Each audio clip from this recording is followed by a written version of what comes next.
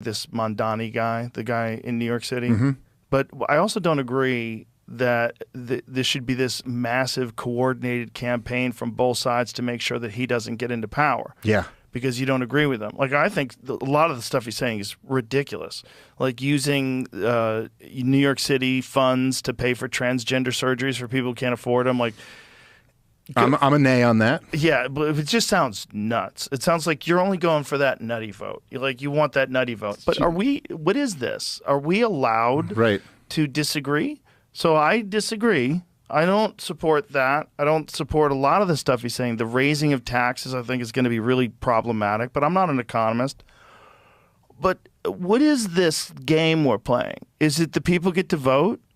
Because the people voted. Yeah. And they voted and he won the primary. So it's supposed to be the Democrats get behind him and then it's the Democrats versus the Republicans. Or are we doing something different? No, the people get to vote, but if they vote wrong, then the powerful might have to come in and let the people know that they have erred and they're, But it's a unique time to see a power struggle. Well, look, and I should, I guess, preface by saying, first of all, I find this race to be a fascinating microcosm of where we're at politically in so many different ways. And I should preface by saying I am the most free market capitalist libertarian guy. I don't believe in socialism at all.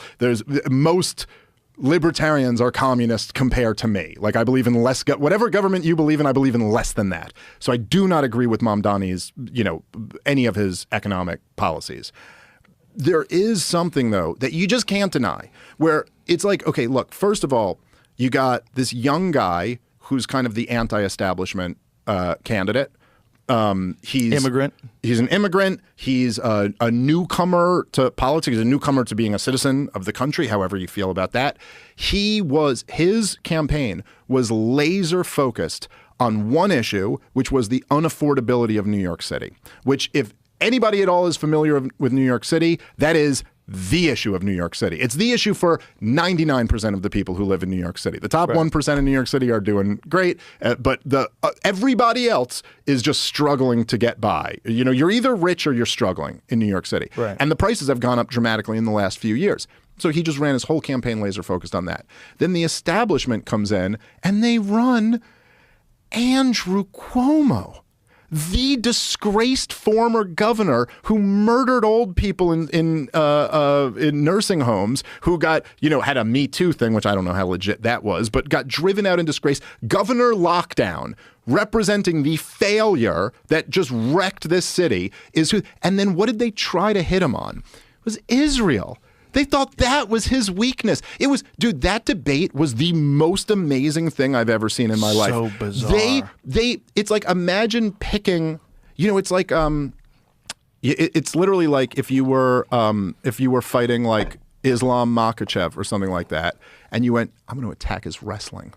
Mm-hmm. That's where I think he's weak. And you'd be like, wait, what? No, like, that's his strength. What do you mean?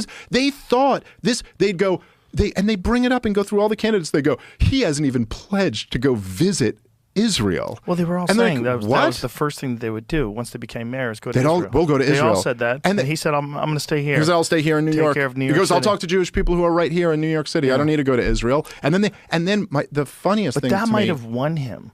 It helped. Well, they actually thought that pointing out that this guy, which, by the way, the mayor of New York City has nothing to do with foreign policy anyway, right. But they thought that pointing out to everybody that this guy doesn't carry the baggage of supporting the war party, but we all support the war party, was going to win over liberal New Yorkers. Like, how out of touch do you have to be? And this is, Jude, I got to say, just something that's so fascinating about the whole broader Israel-Palestine debate discussion is that he goes at one point, he said that he's like a one-state solution guy. And for people who follow this stuff, there's some people believe in a two-state solution, some believe in a one-state solution, some believe in the status quo, which is just like apartheid forever or whatever.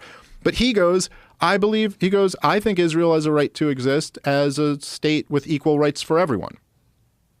Like everybody gets equal rights. And they tried to make that out to be like an evil statement, which was so hilarious to me that there's one guy goes, I believe in equal rights for all. And they went, Nazi. Look at this Nazi with his equal rights for all talk. Anyway, nobody, it just had no effect on anything other than to just be like, oh, he also doesn't have the baggage of supporting this genocide, which is very unpopular. So, okay. And so anyway, it's just like, while he's focused on the actual crisis, which is the unaffordability of New York City, they're talking about supporting this war, which has nothing to do with the role of the mayor anyway.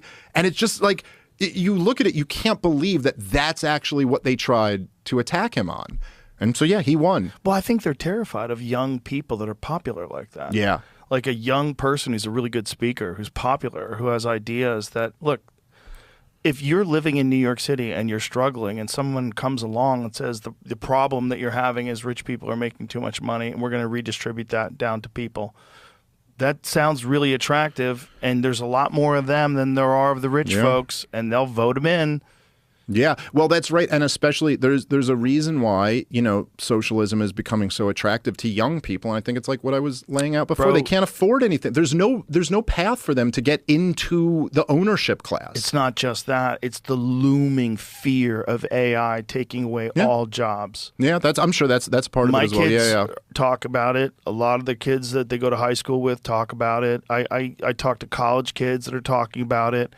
I was talking to this guy about it. He's like, I really don't know what to do with my life because it feels like everything's going to be taken up by AI. That's a crazy place to be. Like you're